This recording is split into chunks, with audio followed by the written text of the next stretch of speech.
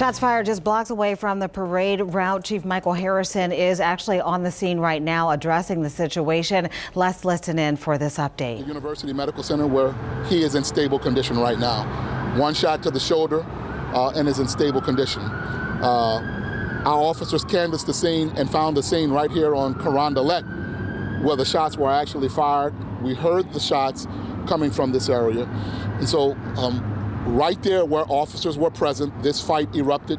We broke up the fight, subjects began to run. We pursued them, heard the gunshots, found the victim who collapsed by the Circle K, and then we found this scene. But this is the result of our officers being right there that rendered aid to this victim really fast, that allowed him to get transported to the hospital really fast. We're very glad that he is in stable condition, but I'm proud of the way the officers responded. They were right there, and even though this fight erupted, we were right there to break this fight up. But the message is still clear. We do not want anybody bringing weapons, guns to parades anywhere downtown. We don't want them illegally carrying them anywhere in the city, because we're taking a strong action against anyone who does. And so that message is very clear. And so right now the parade is still going on. Our officers are still on St. Charles Avenue. This scene right behind me has been cleared, but we do have one subject that is in the hospital in stable condition.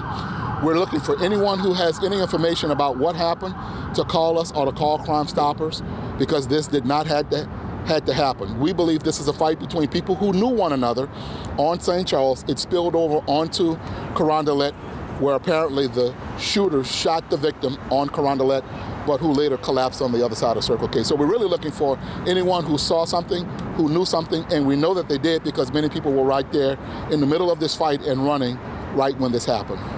Chief, witnesses have told me that the victim and the shooters were both very young as 12 years old. Do you have any estimation on the age of the victim now? Right now, we don't know if any family members have been notified. What I can tell you is that the victim that's in the hospital is 17 years old. And without going into any further detail, he's 17, is in stable condition. Our concern right now is finding out who did this, finding anyone who has any information and appealing to them to come forward to tell us who did this, who brought this gun, who fired this gun at that victim or at anyone else and struck this victim. We need that person to be brought to justice. We were also told that state police troopers on horseback were able to chase down some of the people. Were they able to make any arrests or somehow tie any shooters back to the scene? There were no arrests made. We were in the process of breaking up a fight. When we heard the gunfire, we began to pursue where we thought those shots came from. And so we did not make any arrests regarding the fight. We did have officers on horses. We had officers on foot who began to chase those subjects and to follow that gunfire. We found this scene behind us on Carondelet. And can you tell us again, you said that this has historically been a problem area for you during Mardi Gras. This is an area where we've had incidents in the past, and because of that knowledge, we made sure our staffing was heavier on the route, behind the route, and on the side streets. We had that. That's why we were able to get to the victim so fast. That's why we were able to find the scene on Carondelet. Because of the shooting that happened here tonight, any changes going forward over the next week and couple days of Mardi Gras? We're just going to make sure our officers are vigilant, that they're paying attention, but that we send a strong message to citizens and visitors not to bring guns to the route, because if we catch you, we're going to take a strong, hard action against you for doing that. The victim who's in the hospital, did he have a weapon? It's unknown at this time. Right now, there are no weapons on the scene, but we're asking for information about who brought a weapon to this scene and who fired that weapon striking this victim. Any idea how many gunshots? We don't have that information. Our crime lab has crossed the scene, and that will be part of the investigation. All right. Thank you, sir. Thank you all. Thanks a lot. So that was Chief Harrison here on Carondelet, giving us all of the information about a shooting that happened here as the Uptown Parade was rolling nearby. He said that it started out as a fight on St. Charles, not directly on the side of St. Charles where the parade was, but across the street. And then he said that kids just started running. Witnesses told us that the people who were running away and the victim who was shot was very young. The chief of police saying that the victim is 17 years old and in stable condition with a gunshot wound to the shoulder. Gina? All right, Jennifer, thanks. Sally, you could hear those gunshots actually at the station, at least 2 gunshots from what I could hear. Thank you for that report. Turning now to your ExactCast as we take a live look outside. Let's go to meteorologist Daniel Graves with the forecast. Daniel. And we continue to see some improving weather for us. The sun was back out today. It was perfect for those outdoor plans, and we're looking for more nice weather as we head towards the end of the weekend. Here's a look at our high temperatures for today, and we were generally in the low to the mid 70s for most of us. 69 though out at the lakefront. Continuing to see even warmer temperatures as we head into Sunday. Right now, temperatures taking a little bit of a dip. Temperatures into the upper 50s on the North Shore, low to mid 60s for the South Shore and coastal Mississippi. But overall, a great night. We're seeing wind speeds a little calm, and that's what could help produce some fog as we go through the overnight hours. Looking at visibility right now, already down to 2 miles for Bogalusa, under a half a mile for the Houma area. So we're going to see sporadic visibilities like this through the overnight hours. So it's something to be aware of. If you have any overnight commute or into the early morning heading out to church, there is a dense fog advisory in effect from midnight until 9 o'clock in the morning. So just be aware that you could be running into some of that fog. Radar right now is quiet, but what we are tracking is our next disturbance off towards the west. I'll let you know if that could impact the rest of your weekend and the beginning of next week, coming up here in just a few minutes. All right, Daniel, thanks. More than a dozen parades got rolling today, and it wasn't just uptown. The intergalactic crew of Chewbacca's took over the Marigny this evening. Take a look.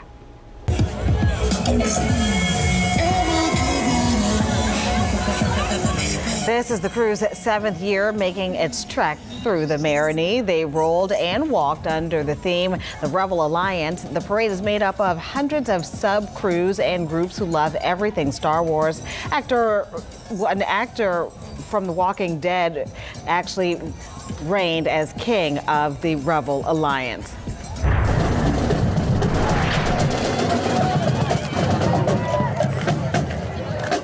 Crew of Caesar rolled for its 38th parade tonight in Metairie. The crew boasts a membership of more than 800 men and women and are the largest carnival organization in Jefferson Parish history. Fans line the streets of Veterans Boulevard to catch some of the crew's signature throws and see their spectacular fiber optic costumes.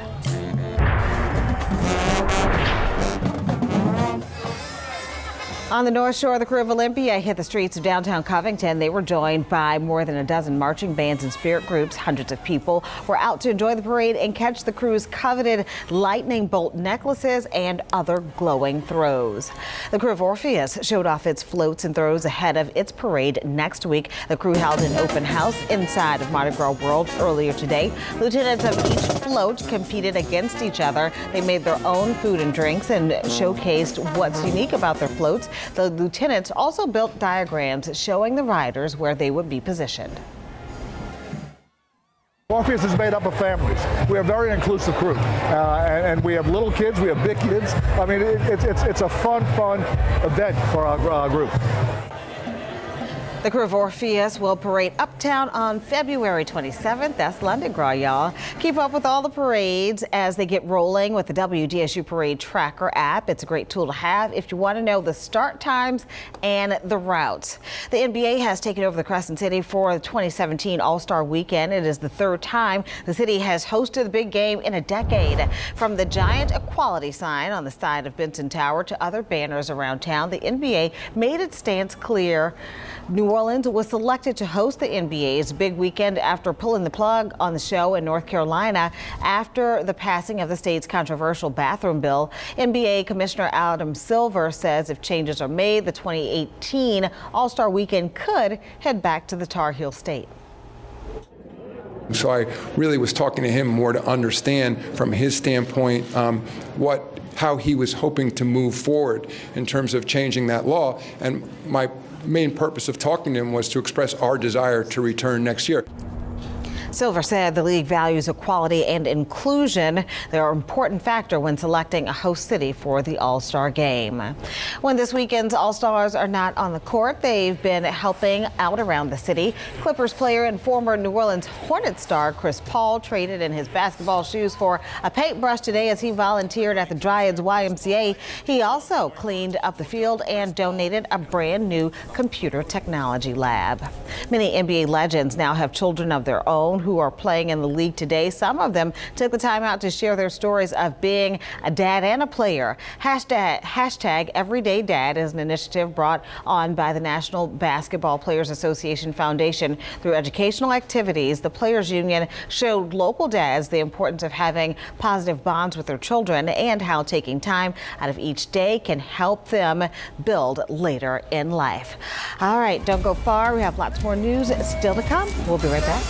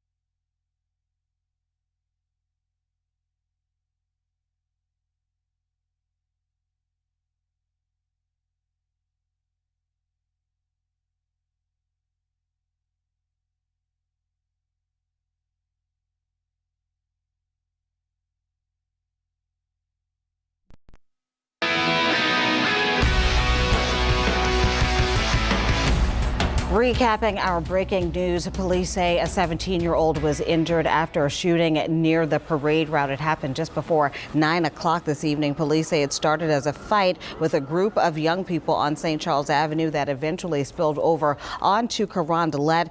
Police say as they were breaking up the fight and the kids started to run away, that at least 2 shots were fired. No arrests have been made so far in this case. We do know the victim was shot in the shoulder, taken to the hospital in stable condition. The NOPD also investigating a double shooting that happened in the 7th Ward earlier this evening. Officials say both victims were males. They were found with gunshot wounds in the 1900 block of Hope Street. That was just about 6 o'clock. Their conditions are unknown at this hour. Police have not identified any suspects in this investigation. One New Orleans East church spent the day handing out meals to families who were affected by that EF3 tornado earlier this month. An 18-wheeler traveling all the way from Tennessee pulled up to the Church of Christ on Crowder Boulevard, and volunteers immediately started packing those meals into cars. One church elder said that this helps to lift the financial burden off families in need. It makes it possible for them to be able to have the food they need without traveling all over city to find it. So we know it'll help them a lot. Organizers say a network of churches and businesses were able to work together to provide more than 28,000 meals. Well, members of Congress will be in the state next week. They'll tour the areas that were damaged in last year's floods. 56 of the state's 64 parishes were declared federal disaster areas after the floods in March and August. Governor John Bel Edwards said although the parishes won't be visited, the Acadiana region will be included in the governor's office presentation in Washington.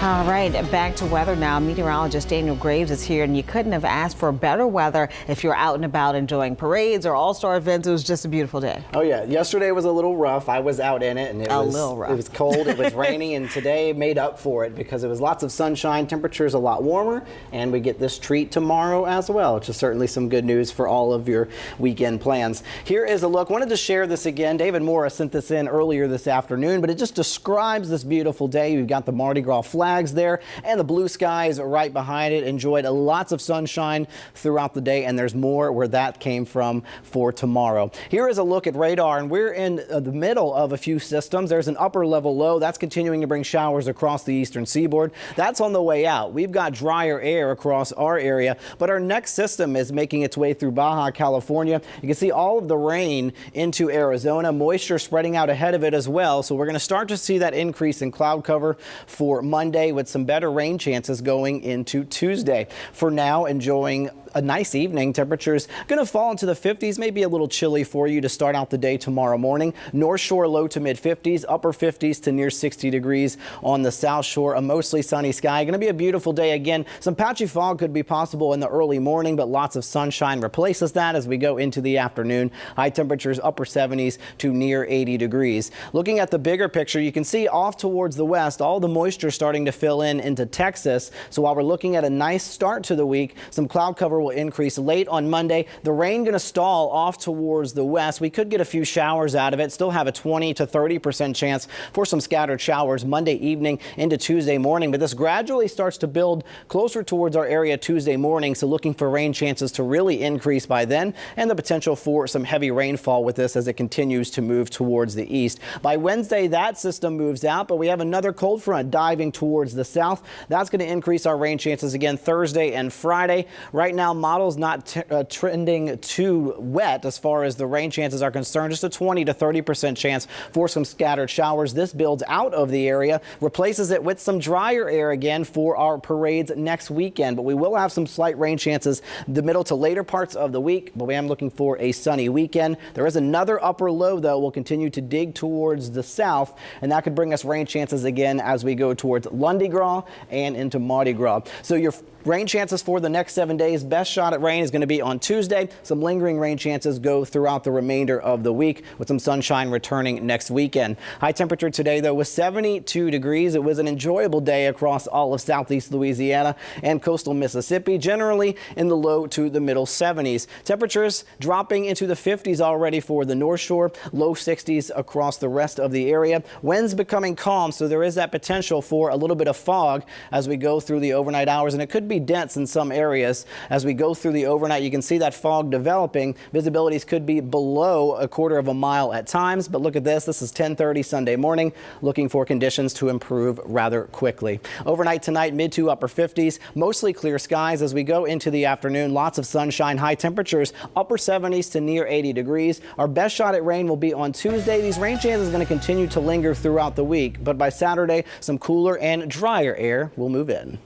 All right, Daniel, thanks. Coming up next in sports, the LSU Tigers started their season in the box, and one Tiger did something that hasn't been done in close to 40 years.